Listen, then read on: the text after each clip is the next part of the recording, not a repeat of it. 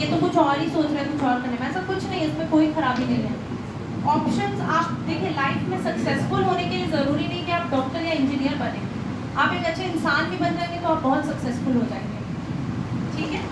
तो इसीलिए आप मान लीजिए आपको लग रहा है कि इंजीनियरिंग या मेडिकल में बाई चांस नहीं हुआ, हो भी सकता है, नहीं पता, बाई चांस नहीं हुआ, तो एक साइड में सोच के रखिए कि हाँ मैं इस सब्जेक्ट में बीएससी या एमएससी करके मैं प्रोफेसर बन सकता हूँ, या मैं लेक्चरर बन सकता हूँ, या मैं पैरामेडिकल पढ़ सकता हूँ, या मैं अपनी एक लैब खोल सकता हूँ कभी आगे चल के, है ना।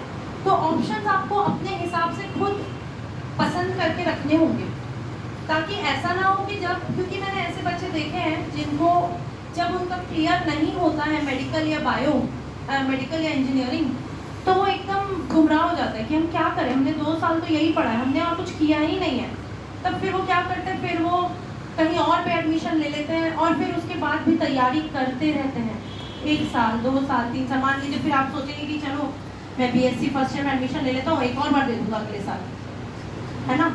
तो इस तरीके से गुमराह होने से अच्छा है कि आप अपने ऑलरेडी दिमाग में आप एक साइड से सोच के रखें।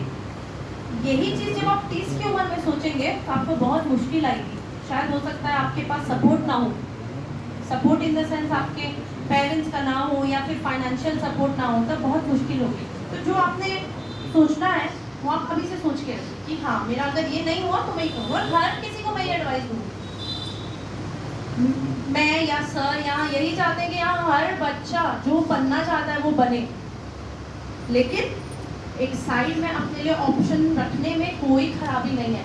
इसका ये मतलब नहीं कि तुम यहाँ छोड़ दो और हाँ चलो वो तो मैंने सोच लिया ना मैं वो करूँगी, वो नहीं है, इसका मतलब ये नहीं है। इसका मतलब ये है कि अगर बहुत मेहनत करने के बाद, पूरा 100% देने के बाद भी मैं नहीं कर पाया या मैं नहीं कर पाई, तो मैं फर्दर इस चीज़ में अपना करियर आगे बढ़ाऊंगी।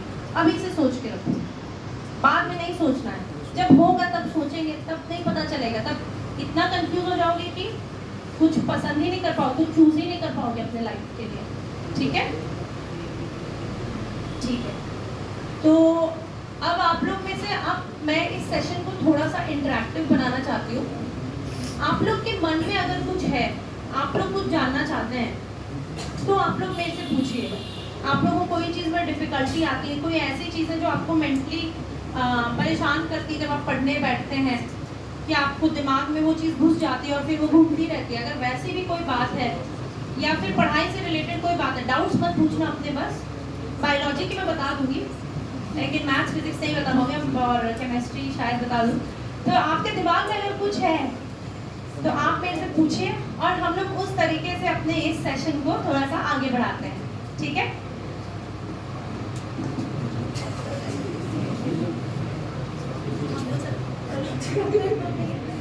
चलिए, आप लोग में से कौन पूछना चाहता है, क्या हाथ ऊपर करिए, एक एक करके हम लोग डिस्कस करते हैं। मैम मेरा क्वेश्चन ये है कि अगर हम जो चीज़ पढ़ते हैं वो लंबे समय तक याद कैसे रखें। जैसे एक सब्जेक्ट नहीं है, 3 सब्जेक्ट है, एक सब्जेक्ट को एक चैप्टर पढ़ते हैं, फिर कुछ दिन बाद दूसरा चैप्टर पढ़ते हैं, तो तीसरे चैप्टर को भूल जाते हैं, ठीक है। और वो चीज़ को मतलब लंबे समय तक याद करने में बायोलॉजी का क्या होता है कि हर एक चैप्टर, हर एक टॉपिक में उसी टाइप का क्वेश्चन मैच करता है, तो वो कंफ्यूजिंग हो जाता है, वो चीज़ लंबे समय तक क्या, आपके पास 3 सब्जेक्ट है ना, जब आप मेडिकल में चले जाओगे आपके पास 19 सब्जेक्ट होंगे, 19 सब्जेक्ट। मेडिकल की पढ़ाई एक सब्जेक्ट नहीं है, 19 सब्जेक्ट्स है। और जब आप पीजी के लिए तैयारी करोगे तो वो 19 सब्जेक्ट्स आपको एक साथ याद रखने हैं। मतलब मान लो जब आप एमबीबीएस में जाओगे तो फर्स्ट ईयर में 4 सब्जेक्ट, सेकेंड ईयर में 3, फिर थर्ड ईयर में 3 और फाइनल ईयर में 4 डिवीजन हो गए। अब जब पीजी की तैयारी करोगे तो 19 के 19 एक साथ, फिर कैसे याद रखें, कैसे किसी ने याद किया होगा, कैसे किसी ने पीजी निकाला होगा। अब मैं आपको एक सिंपल तरीका बताती हूँ, रिवीजन जो है ना, मेरा ये पर्सनल एक्सपीरियंस है, मैंने पूरे 19 सब्जेक्ट के 5 रिवीजन किए हैं। 5 रिवीजन अपने एग्जाम के पहले, वो भी कम पड़ गया था मेरे को, एक और रिवीजन मेरे को करना था, वो नहीं हो पाया, मेरा टाइम मैनेजमेंट गड़बड़ हो गया।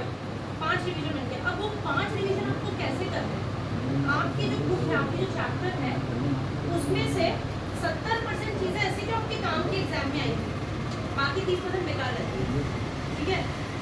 तो वो जो 70% है ना, पहली बात आपने उस पर फोकस करना है, इम्पॉर्टेंट टॉपिक्स। वो आपको कैसे पता चलेगा? जब आप पिछले साल के क्वेश्चन पेपर्स निकाल के देखोगे कि कौन से क्वेश्चन ज़्यादा आए हुए हैं, टिक कर लो। आपको पता, एक कोई भी सब्जेक्ट उठाओ, ठीक है, जैसे बायोलॉजी उठाओ और पिछले 10 साल के क्वेश्चन पेपर्स ले लो, उसमें आप देखिए टॉपिक्स मार्क करना शुरू करिए। एक ही सब्जेक्ट, मान लीजिए GIT, गैस्ट्रोइंटेस्टाइनल सिस्टम कर लीजिए, ठीक है, उसमें आप अपने क्वेश्चन पेपर में देखो GIT पे किस टॉपिक पे क्वेश्चन आया हुआ है, जो भी आया अपने बुक में मार्क करो और उसके बाद अपनी बुक देखो कि कितने टॉपिक उसमें से ज़रूरी है। तुम्हें अपने आप फिल्टर हो जाएगा, फिल्टर करके पढ़ना ज़रूरी है। हर कोई हर कुछ याद नहीं रख सकता है, फिल्टर करना ज़रूरी है। जैसे कि हम इम्प्योरिटीज़ पानी पीते हैं, पानी फिल्टर करते हैं ना, उसमें से हम लोग बैक्टीरिया हटा देते हैं, कचरा हटा देते हैं, मिट्टी हटा देते हैं, फिर हम पानी पीते हैं। वैसे ही जो इम्पोर्टेंट चीज़ है, जो इम्पोर्टेंट सब्जेक्ट है, जो इम्पोर्टेंट टॉपिक है, वो आपको मार्क कर लेना है और उसका रिवीजन करते जाना है। जो आप कह रहे हैं एक पढ़ते दूसरा, जब आप दूसरा पढ़ने जाते हैं ना, पीछे पलट के जो पहला चैप्टर है ना, उसको एक बार पढ़ लीजिए, नज़र डाल लीजिए, समझ रहे हैं? जैसे आप चैप्टर 2 पे जा रहे हैं, चैप्टर 1 आपने पढ़ लिया 2 दिन पहले, ठीक है, बढ़िया से पढ़ लिया सब, वहाँ ठीक है। एक दिन के बाद जब आप चैप्टर 2 पे जाओगे तो आपको लगेगा अरे वो भी इसमें भी ऐसा ही था। चैप्टर 2 शुरू करने के पहले चैप्टर 1 के इम्पोर्टेंट पॉइंट्स पे नज़र डालो, इम्पोर्टेंट पॉइंट्स को हाइलाइटर से हाईलाइट करो, और यही तुम्हें काम आएगा एग्जाम में भी। जब तुम हाइलाइटर से हाईलाइट कर लोगे ना, तो इतने बड़े पैराग्राफ में से इतना सा हाईलाइट किया है, बस उस पर नज़र डालो, ठीक है। ये इम्पोर्टेंट टॉपिक्स या इम्पोर्टेंट क्वेश्चन तुम्हें लास्ट के क्वेश्चन पेपर, जो 10 साल 5 साल के क्वेश्चन पेपर है, उन्हीं से पता चलेगा। उसी से तुम जान पाओगे कि हमें क्या पढ़ना है, क्या नहीं पढ़ना है और क्या कम पढ़ना है। वो तुम्हें, ये होती स्मार्ट स्टडी। एक बच्चा होता है जो 18 घंटे पढ़े जा रहा है, बेचारा 6 घंटे सो रहा है, उसी 18 घंटे में खाना पीना पढ़ना सब कर रहा है। एक बच्चा है तो सोचते हो यार ये तो 8 घंटे 6 घंटे भी नहीं पढ़ता, इसके बड़े अच्छे नंबर आ जाता है। ऐसा तुम्हारे लाइफ में हमेशा कोई ना होगा आसपास, ये तो इतना कम पढ़ता है, इसके इतने अच्छे नंबर, मैं इतना पढ़ रही हूँ, इसके कम नंबर आ रहे हैं या कम आ रहे हैं, मैंने इतना सोचा था इतना नहीं आया। तो वो होती है स्मार्ट स्टडी। और स्मार्ट स्टडी जो है ना, वो तुम लोग अभी से अप्लाई करना शुरू करो। इम्पॉर्टेंट टॉपिक्स खोजो, मेहनत करनी होगी उसके लिए, क्वेश्चन पेपर्स खोजने होंगे, पिछले 5 साल की बुक लेनी होगी, उसको लेके बैठना होगा 1 घंटे कि अच्छा ये सब्जेक्ट है हमारा, ये चैप्टर है नर्वस सिस्टम, मान लो नर्वस सिस्टम में ये क्वेश्चन जो है पिछले 5 सालों में इतनी बार आ गए इस टॉपिक से, निशान लगा लो। उसको जो तुम रिवीजन जब करोगे तो उन इम्पोर्टेंट टॉपिक्स को दोबारा पढ़ना है, समझ रहे हो? एक और क्वेश्चन है ना, जब हम पढ़ते हैं तो इधर उधर का बात बहुत चलता है दिमाग में, जो कंसंट्रेशन नहीं बना पाते, मतलब जो पढ़ रहे हैं वो भी भूल रहे हैं, जैसे जैसे पढ़ते हैं तो भूलते जाते हैं, मतलब हो नहीं पाता है। तो एक बात बताओ, तुम सर्जन बन जाओगे आगे चल, कंसंट्रेट कैसे करोगे? तुम तो दाएं की जगह लेफ्ट की जगह राइट किडनी कंसंट्रेशन डेवलप करना पड़ता है। अगर तुम मेरे सामने कोई पेशेंट रख दोगे कि इसका सर्जरी करना है मैडम, अब मैं सर्जरी करते करते सोचूं कि यार इस बार एक काम करते हैं, थाईलैंड घूम के आ जाते हैं, 50,000 रुपये लगेंगे, 10,000 यहाँ भी, तो मैं उसका क्या सर्जरी कर रही हूँ? जब मेरे दिमाग में कुछ और है तो मैं यहाँ करूँगी क्या? मेरे को यहाँ सोचना है, तो मैं ये कैसे करती हूँ? मेरे लिए उस पेशेंट की जान बहुत ज़रूरी है, बहुत इम्पोर्टेंट है वो मेरे लिए।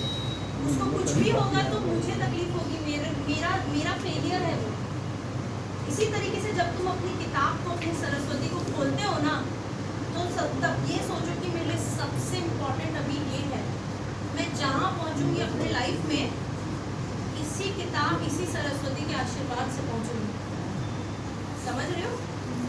अपनी जो तुम कर रहे हो, आज मान लो तुम्हारे पेरेंट्स हैं, तुम्हारे ज़िंदगी में तुम्हारे पेरेंट्स कितने इम्पोर्टेंट होंगे, और तुम्हारी मान लो मम्मी की तबीयत खराब होगी, तुम सब छोड़ के मम्मी की तबीयत का ध्यान रखने चल जाओगे कि मुझे पढ़ाई बाद में करूँगी, पहले अपनी मम्मी का ध्यान रखूँगी। क्यों? क्योंकि तुम्हारी मम्मी तुम्हारे लिए इम्पोर्टेंट है।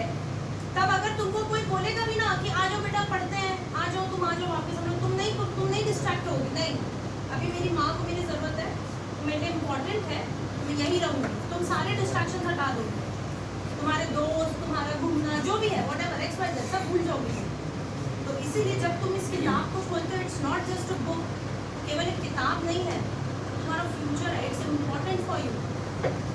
तो ये सोच के अगर तुम पढ़ोगे कि जो मैं पढ़ रही हूँ मेरे लिए बहुत ज़रूरी है और मुझे मेरे लाइफ में आगे बढ़ने में यही मदद करने वाला है, तो तुम्हें कोई डिस्ट्रैक्शन, कोई नहीं हेल्प करेगा लाइफ में, कोई नहीं हेल्प करता है, सबकी अपनी अपनी जर्नी है। जिसके भी ख्याल आते हैं मन में, जो भी ख्याल आते हैं, जो भी डिस्ट्रैक्शंस आते हैं, मान लो किसी इंसान को लेके है या कोई प्रॉब्लम को लेके है, वो इंसान जो तुम्हें डिस्ट्रैक्ट कर रहा है, तुम सक्सेसफुल होगा तब तो बहुत अच्छी बात है, वरना ऑप्शंस बहुत होते हैं लोगों के पास। ये चीज़ें समझ लो सब। लाइफ में ना कोई चीज़ ज़रूरी नहीं है, पहले करियर ज़रूरी है। करियर ऐसा बनाओ कि बाकी सब जो है तुम्हारे आसपास वाले तुम्हारे सपोर्ट में हो जाए, ठीक है। तो इसीलिए डिस्ट्रैक्शन, किसी भी तरीके का डिस्ट्रैक्शन तुम्हारे लिए यूजफुल है ही नहीं, क्या वो ज़रूरी है? क्या उससे कोई फ़ायदा है? फ़ायदा किससे है? पढ़ने से। पढ़ो, मेहनत लगती है उसके लिए, कॉन्सेंट्रेट। अगर तुमको ये प्रॉब्लम है तो तुम मेडिटेशन ट्राई कर सकते हो। सुबह के 5 मिनट बिना किसी से बात किए, सुबह सुबह उठ के, मोबाइल बिना देखे, मोबाइल छोड़ो, किसी से बात नहीं, कोई फेसबुक नहीं, कोई इंस्टाग्राम की रील्स नहीं, कुछ नहीं, 5 मिनट बस आँख बंद करके आलती पालती मार के बैठ जाओ। योग जो मुद्रा होती है, 5 मिनट आँख बंद करके बैठो। पहले कुछ दिन तुम्हारे दिमाग में बहुत सारी चीज़ें चलेंगी, दिमाग आँख बंद करोगे, ये वो बहुत सारे, जितना तुम्हारे दिमाग में कचरा सब सामने आएगा।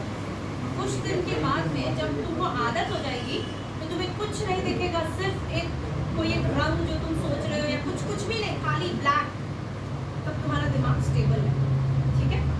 थोड़ा 5 मिनट का मेडिटेशन हर दिन सुबह करो तो कोई उसमें हानि नहीं है डिस्ट्रैक्शन हटाने के लिए।